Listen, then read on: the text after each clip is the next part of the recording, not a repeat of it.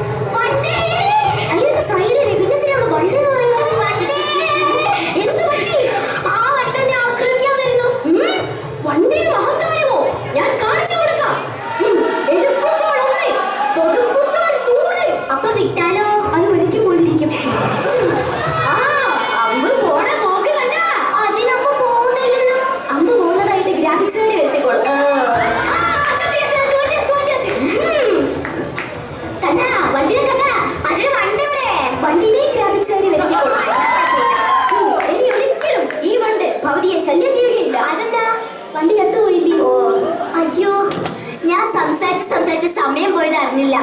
എന്നാ ഞാൻ വീട്ടിൽ പോവാണേ. ശകുന്തള നിൽക്കൂ, ഒരു കാര്യം കൂടി പറയാനുണ്ട്. അയ്യോ, എനിക്ക് വീട്ടിൽ പോകണം. ഒരു കാര്യം കൂടി പറഞ്ഞിട്ട് എനിക്ക് വീട്ടിൽ പോകണം. ഒരു കാര്യം കൂടി പോണം. ഒരു കാര്യം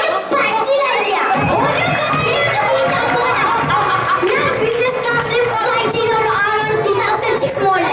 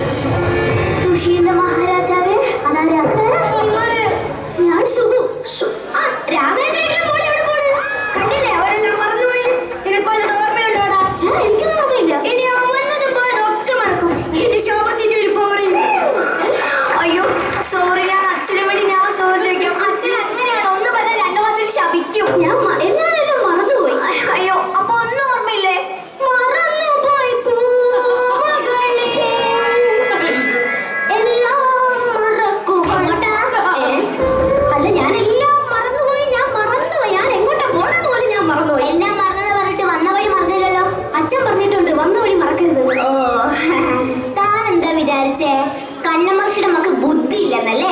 ദേ